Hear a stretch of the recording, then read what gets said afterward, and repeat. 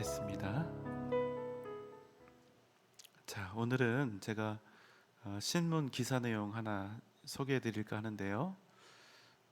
해가 바뀌었으니까 이제 작년이네요. 2023년 12월 11일 교수 신문 일면에 나왔던 기사 내용입니다. 1315명의 교수들에게 설문조사를 했습니다. 과연 이 나라의 지도자들, 공직자들, 입법부, 사법부, 법원, 그들이 자유, 정의, 평등을 잘 수호하고 실현했는지에 대한 물음이었습니다. 그랬더니 교수들이 결리망의라는 사자성구를 꼽았습니다. 결리망의의 뜻은 이렇습니다. 이로움을 보자 의로움을 잇다. 무슨 말씀입니까? 눈앞에 이익이 보이면 의로움을 버린다, 이런 의미입니다. 이 나라를 움직이고 있는 지도자들이요, 의로움이 아닌 이로움을 따라서 직무를 행하고 있다는 뜻입니다. 더 출세하고 더 많은 권력을 움켜쥘 수 있다면 의로움이 아닌 이로운 길을 따라 법안을 만들고 그것을 악용한다는 것입니다. 너무나 실제적으로 탁 와닿는 이야기라 마음이 편치 않았습니다. 제가 얼마 전에 서울의 봄이라는 영화를 관람을 했는데요, 어제까지 1267만 명이 보았다고 하는데 상당히 많은 사람들이 이 영화를 본 것 같습니다. 포스터를 보면 머리가 매우 빛나는 분이 나오죠. 이 영화의 등장인물을 여러분 아실 거예요. 1979년 12월 12일에 있었던 군사 반란 사태를 소재로 삼은 영화입니다. 영화에서는 실명을 쓰지 않고 이름을 조금 바꿔서 썼는데 저도 그 바뀐 이름을 쓰겠습니다. 스토리는 이렇습니다. 전두광이 지휘하는 반란군과 수도경비사령관 이태신이 진압을 하고 있는 그 두 진영, 그 두 진영 가운데 있었던 9시간에 관한 내용을 영화로 만든 것입니다. 보는 내내 참 마음이 힘들더라고요. 특별히 이 영화를 보는 동안 저를 참 답답하게 했던 것이 있습니다. 여러분 아시다시피 12월 12일 그 쿠데타가 성공할 수 있었던 결정적인 계기는 전방을 지키고 있던 부대를 움직인 것입니다. 남북이 여러분 우리나라는 대치하고 있는 상황이 아닙니까? 그런데 전방에 배치된 병력을 후방으로 빼면 어떻게 될까요? 나라 전체가 위태로워지는 것입니다. 그런데 수많은 장군들, 고위직 군인들의 진짜 고민은 무엇이었습니까? 지금 전세가 누구에게 기울었는가? 전두광인가? 이태신인가? 무슨 말씀입니까? 어느 편이 옳은가? 내가 어떻게 하는 것이 이 나라와 국민을 위하는 길인가? 이것을 그들이 고민한 것이 아니라 어느 편이 이길 것인가? 내가 어느 쪽에 붙어야 계속해서 군대밥을 먹고 살 수 있을 것인가? 어떻게 해야 앞으로도 내 인생이 탄탄대로를 달려갈 수 있을 것인가? 바로 이 고민을 했다는 것입니다. 결리망의, 옳으냐 그르냐가 아니라 나에게 무엇이 유리한가로 자신들이 살아갈 세상을 정하고 내가 살아갈 삶의 방식을 판단하는 이 세상의 세태에 대해서 제가 다시 한번 깊이 고민하는 그런 계기가 되었습니다. 영화를 보고 난 후에 참 궁금했습니다. 과연 전두광 반대편에 섰던 사람들, 특히 극중에 이태신으로 나왔던 수도방위사령관 장태환 장군이 어떻게 되었을까? 그래서 극장에서 나오자마자 제가 막 인터넷 검색을 했죠. 12.12 사태 이후에 장태환 장군은 즉시 신군부에 체포가 되었고 사형 선고가 내려졌습니다. 반란죄로 기소가 된 것이죠. 다행히 사형 집행이 진행되지는 않았습니다. 가족들은 어떻게 되었을까요? 장태환 장군의 아버지는 자기 아들이 신군부에 의해서 잡혀가는 모습을 TV에서 보았는데 그 모습에 충격을 받고 그 다음해 4월에 세상을 떠났습니다. 장태환 장군에게는 서울대 수석 합격한 자랑스러운 아들이 하나 있었는데 그 아들이요, 어느 날 할아버지 무덤 근처에서 사인을 알 수 없는 죽음으로 발견이 되었습니다. 장 장군의 부인은 이 일들로 우울증을 겪었는데 결국에는 투신해서 끝내 목숨을 끊었습니다. 가슴이 먹먹하고 뭐라고 표현할 수 없는 답답함이 영화를 본 후에 한참 동안이나 저로 하여금 깊은 고뇌를 하게 만들었습니다. 여러분, 우리가요 믿음의 문제를 떠나서 과연 어떤 삶을 살아야 할까요? 만약 우리가 그때 당시에 전두광의 명령을 받은 전방부대의 지휘관이었다면 우리는 어떤 결정을 어떻게 내렸을까요? 그와 동시에 제 마음에 어떤 생각이 들었냐면, 혹시 그들 중에 기독교인도 있지 않았을까 하는 이런 염려가 되었습니다. 제가 최근에 유튜브 영상을 하나 보았는데 그 유튜버는 뭐 하는 유튜버냐면 장애인 주차층을 위조해서 장애인 주차장에 불법으로 주차하는 사람들을 신고하는 그런 사람이었습니다. 제목이 과연 그는 누구인가 궁금하잖아요. 도대체 그 사람이 누구길래 이렇게 제목을 달았을까? 그래서 제가 한번 클릭해서 보았는데 이 사람이 이렇게 하더라고요. 위조한 장애인 주차증 그걸 찍고 차 넘버도 찍고 그리고 동영상으로 증거를 확보해요. 그리고 그 사람이 누구인지 카카오톡, SNS를 다 뒤져서 찾아냅니다. 그래서 그 사람이 과태료 200만 원에 벌금 100만 원을 맞습니다. 여러분, 그 사람이 누구였을까요?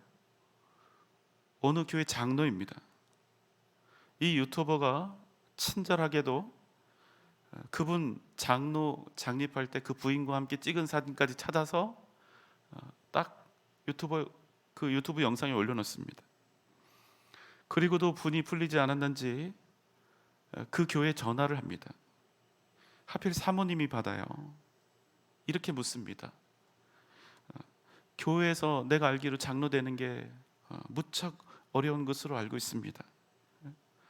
믿음이 보통 좋아서는 장로가 될 수 없다고 내가 그렇게 알고 있는데 도대체 이런 사람이 어떻게 당신네 교회 장로가 되었습니까? 여러분, 이런 질문 받으면 어떻게 대답합니까? 할 말이 없는 거예요. 그냥 망신을 당한 겁니다. 전국적으로 망신을 당한 거예요. 여러분, 제가 이 시점에서 참 대답하기 어려운 민망한 질문 하나 드려볼까요? 그 장로님 구원 받았을까요? 못 받았을까요? 받았습니다. 분명히 받았습니다. 어떻게 확신할 수 있습니까? 우리의 구원이 우리 자신에게 달린 것이 아니라 오직 십자가의 은혜에 달려있기 때문에, 그래서 여러분, 우리의 구원은 어떤 환경, 어떤 상황 속에서도 결코 흔들리지 않죠. 그러니까 여러분, 그 장로님이 구원받은 사실에 대해서 우리는 예스라고 대답할 수밖에 없어요. 와, 이걸 공식적으로 인정해야 한다는 사실이 너무나 짜증이 나죠. 여러분 어떻습니까? 너무나 부끄럽고 민망한 거예요. 교회가 욕을 먹고 우리 믿는 사람들이 도매금으로 부끄러움을 당해요. 그 영상을 보면서 얼마나 낯이 뜨겁고 창피했는지 모릅니다. 구원받은 거룩한 하나님의 백성이, 하나님의 자녀들이 세상에서 지옥 자식 취급을 받고 있는 것입니다. 주님께서 그 장로님한테 뭐라고 할까요? 그래, 장로야, 너 그렇게 장애인 주차장에 차를 대고 싶구나. 그럼 내가 합법적으로 장애인 스티커 받아서 주차하게 해줄까? 그럼 여러분, 목사들은 잘합니까? 아니요. 목사들 사고 쳤다면 너무 대형 사고라 제가 너무나 참담하고 부끄러워서 제가 목사는 생략하겠습니다. 그런데 이런 일련의 사건들, 특별히 기독교인들에 대해 세상이 이렇게 비판하고 비난을 하는데, 이런 일들을 대하면서 저는 한편으로 오히려 또 이런 생각이 들더라고요. 그럼에도 세상이 아직 우리 기독교에 거는 기대치가 높구나. 여러분, 혹 이런 기사가 나거나 이런 식으로 말하는 걸 들어보신 적이 있습니까? 부처를 믿는 불자가 죄를 지었다. 어떤 죄를 지었다? 장애인 주차장에 차를 댔다.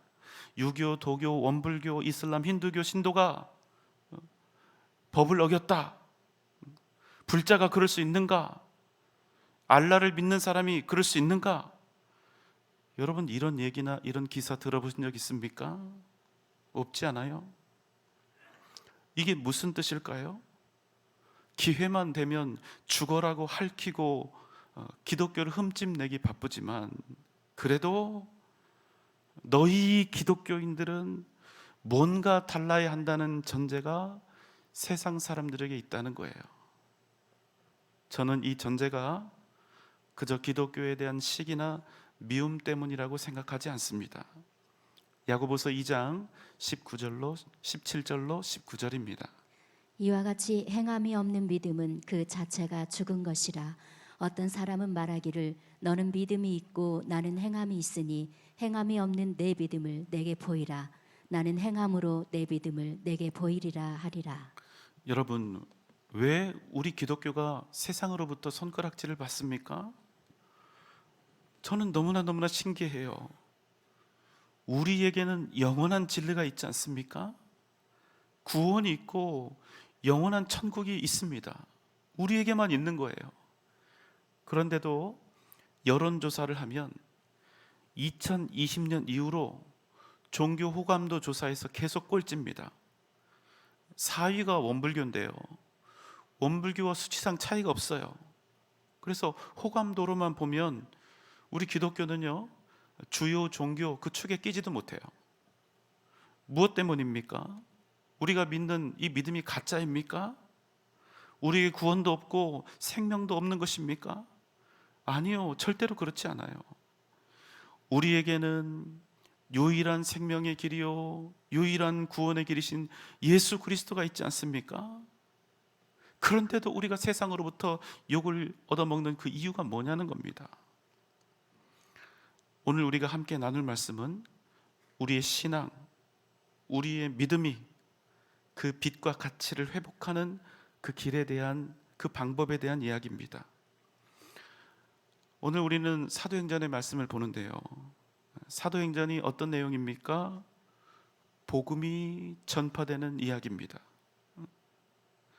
어떻게 십자가에 달려 죽은 한 죄수의 이야기가 전 세계를 향하여 땅끝까지 뻗어나갈 수 있었는지, 어떻게 오늘까지도 그 죄수에 관한 이야기가 끊임없이 우리에게까지 이어져 오고 있는지를 우리에게 말씀해 주는 내용이 바로 사도행전입니다.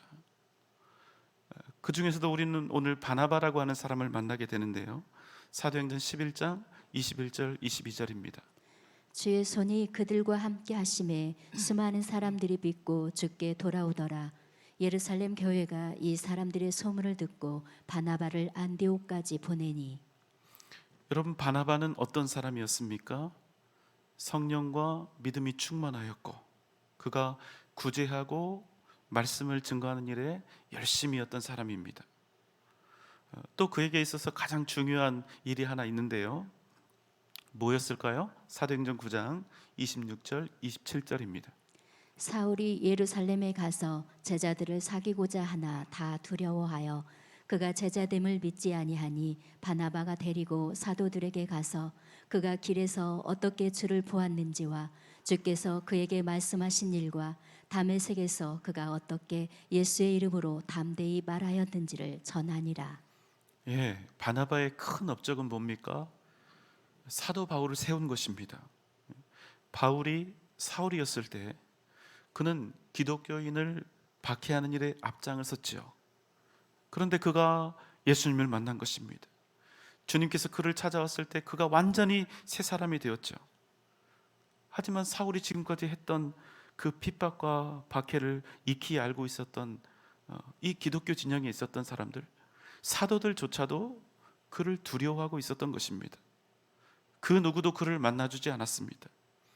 바로 그때 사울을 데리고 사도들에게 가서 그가 주님을 만난 것과 어떻게 그가 생명을 걸고 담대히 복음을 전했는지를 대변해 주었던 사람이 바로 바나바입니다. 이 일을 계기로 사울은 비로소 예루살렘에 출입하며 복음을 전하는 일에 진력할 수 있게 되었습니다. 초대교회에서는 날마다 놀라운 기적들이 일어났습니다. 우리가 생각하는 그런 종류의 기적이 아닙니다.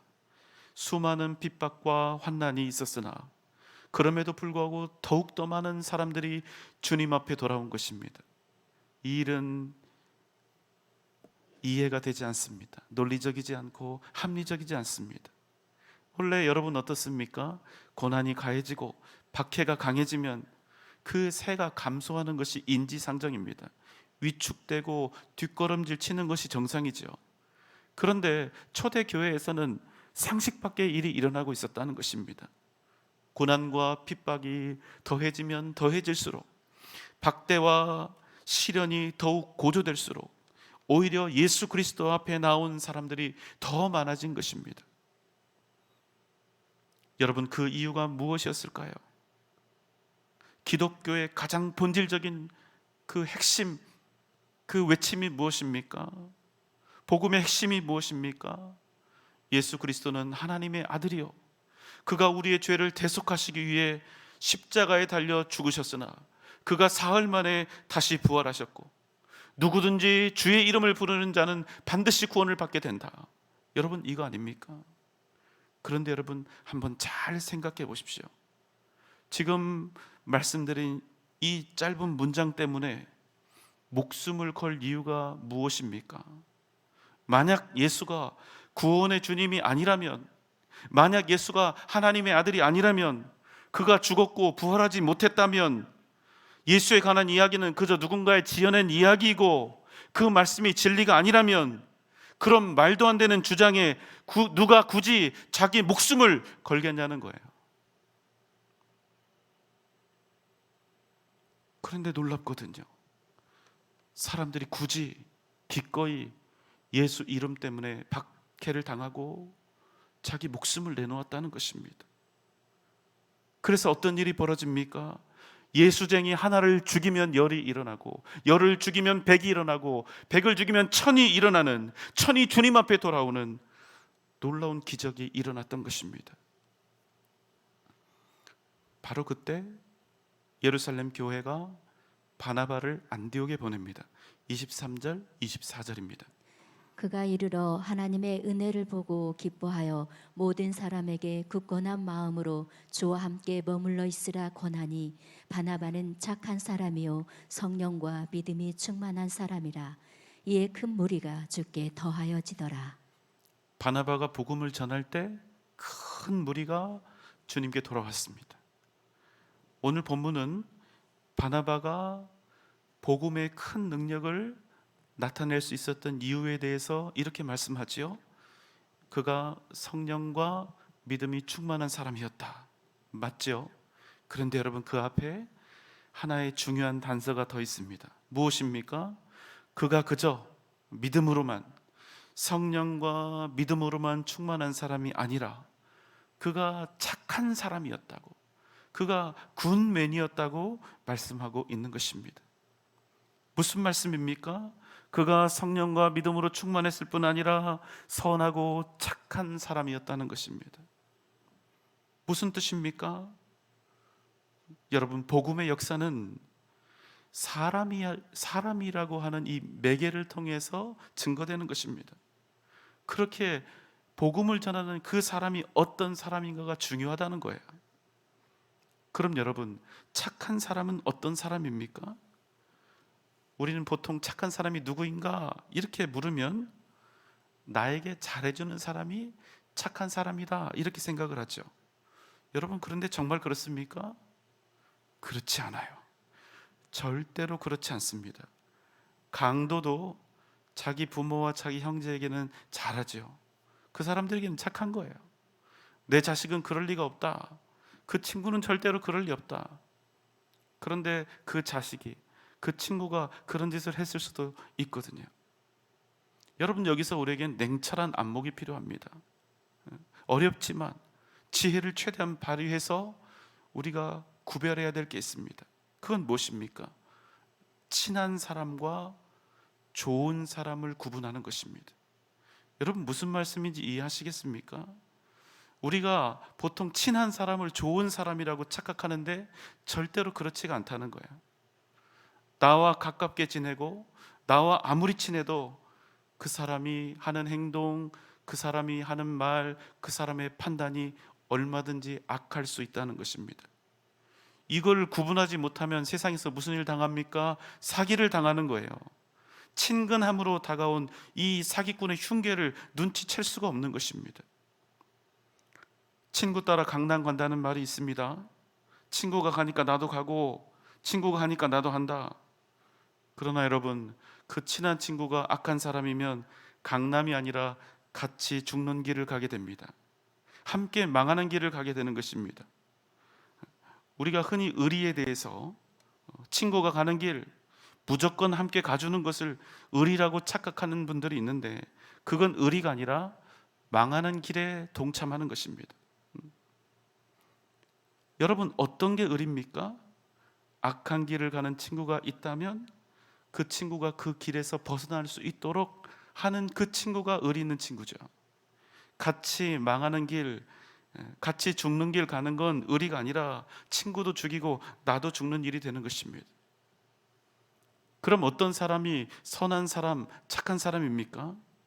입으로 정의를 외치고 사랑을 외치면 그 사람이 착한 사람입니까? 아니요, 그렇지 않습니다. 여러분, 성령 충만함은 과연 무엇으로 나타날까요? 옳은 말 자체에 있습니까? 그저 사랑을 외치는 데 있습니까? 그렇지 않아요. 성령 충만함은 신앙 인격을 통해 드러나는 것입니다. 어떤 사람은 입만 열면 하나님의 뜻에 대해서 이러쿵저러쿵 합니다.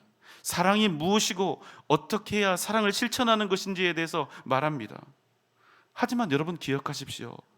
우리의 착함은 옳은 말에서 나오는 것이 아니라 그 옳은 것, 그 은혜로운 것을 올바른 방법으로 표현하는 데서 나타난다는 것입니다. 정의로움과 사랑이 신앙 인격을 갖추고 나보다 연약하고 나보다 작은 상대방을 배려하는 그 인격적인 표현으로 전달이 될 때 진정 선하고 착한 메시지가 된다는 사실입니다. 한번 생각해 보십시오. 어떤 사람이 사랑해야 합니다, 용서해야 합니다, 이렇게 얘기를 한다고 생각을 해보세요. 너무나 옳은 말이죠. 그런데 이 옳고 귀한 메시지가 욕설과 분노, 비상식적인 언성, 그리고 인간으로서의 기본적인 예의를 벗어나게 되면 그 사람이 주장하고 있는 사랑과 용서, 옳음과 진리는 오히려 위선적인 주장으로 전락할 수밖에 없다는 것입니다. 어떤 사람은 하나님의 은혜가 무엇인지, 내가 주님께 어떤 은혜를 받았는지에 대해서 쉼없이 이야기합니다. 여기까지는 좋습니다. 그런데 그 사람이 쌈딱이에요. 틈만 나면 이웃과 싸우고 이기적으로 행동하고 심지어는 교회에서도 막무가내로 자기 주장만 합니다. 그럼 여러분, 그 사람이 받은 은혜는 매우 의심스러운 거예요. 여러분, 정말 큰 문제는 무엇입니까? 구원과 생명이 되는 유일한 길, 그가 가진 복음이 의심받게 된다는 사실입니다. 우리의 복음이요, 가짜처럼 받아들여질 수밖에 없다는 거예요. 자기 아내를 온전히 사랑하지 못하고 인격적으로 대하지 않고 무시하고 가볍게 여기는 그런 남편이 전하는 복음, 틈만 나면 바가지 긁고 언성을 높이며 남편을 아이 취급하는 그런 아내가 전하는 복음, 동료나 부하 직원들을 함부로 대하는 그런 상사가 전하는 복음, 그 삶을 보면 세상 사람들과 하나도 다를 바가 없어요. 세상과 전혀 구별되지 않는 회색지대에서 사는 자가 전하는 복음, 결리망의, 눈앞의 유익 앞에서 인간의 도리를 뒷전으로 하는 그런 사람이 전하는 복음이 여러분 어떻게 세상 사람들에게 진리로 받아들여질 수 있겠냐는 겁니다. 여러분, 먼저 선한 사람, 착한 사람이 되시기 바랍니다. 어떻게 될 수 있습니까? 성령 하나님께 온전히 순복하는 사람이 되어야 합니다. 그저 맞는 말, 옳은 말 하는 사람이 아니라 성령 하나님의 뜻에 순종하는 사람이 되어야 하는 것입니다. 어떻게 해요? 내가 하나님 앞에 서 있음을 기억하는 것입니다. 순간마다 나 자신을 낮추며 기도해야죠. 말보다 기도가 먼저입니다. 행동보다 기도가 먼저입니다. 내 주장, 내 혈기보다 겸손함이 먼저예요. 그렇게 우리가 날마다 하나님의 뜻을 구해야 하는 것입니다. 여러분, 아멘입니까? 사랑하는 여러분, 그저 옳은 말, 옳은 주장, 그저 옳은 것 외치는 사람 되려 하지 마시고 먼저 성령 하나님께 복종하는 선한 사람, 착한 사람이 되시기 바랍니다. 그리고 정말로 겸손해야 합니다. 성령 하나님께 붙잡힌 바 된 사람이 겸손하지 않을 수가 없습니다. 그 겸손함으로 옳은 말을 하십시오.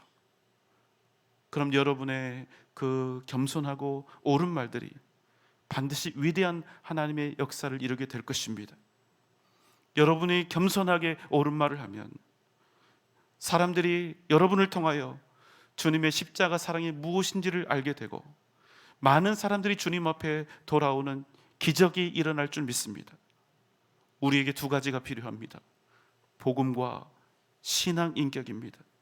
이 두 가지 덕목이 날마다 여러분의 삶 가운데 충만하시기를 주님의 이름으로 소망합니다. 세상은 우리에게 요구하고 있어요. 강력하게 요구하고 있습니다. 우리의 믿음이 진짜인 것을, 우리에게 진정 예수 그리스도가 있음을 증명하라 요구하고 있는 것입니다. 선하고 착한 신앙 인격과 복음으로 세상을 이기고 많은 이들을 구원하는 복된 여러분 되시기를 주님의 이름으로 축원합니다.